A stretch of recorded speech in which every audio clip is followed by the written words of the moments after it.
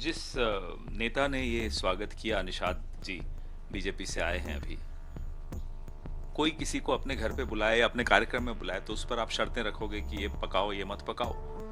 खैर अजय राय जी तो वेजिटेरियन खाते हैं, वो अलग बात है। वो किसी के खाने पीने में क्या खाता है क्या नहीं खाता वो किसी का इसमें भूमिका नहीं होनी चाहिए तय करने की। लेकिन निषाद कम्युनिटी अगर मछली नहीं खाएगी तो क्या ये संघ वाले तय करेंगे कि निषाद कम्युनिटी को क्या खाना चाहिए, कब खाना चाहिए?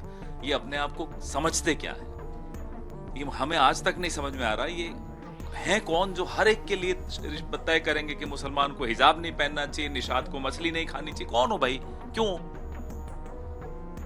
तभी राहुल जी बार बार कहते हैं, संघ पर हमला बोलते हैं कि ये सबकी जिंदगी में घुसकर ये तय करना चाहते हैं कि कौन क्या खाएगा, कौन कब क्या खाएगा, कौन क्या पहनेगा, कौन किस जुबान में बात करेगा।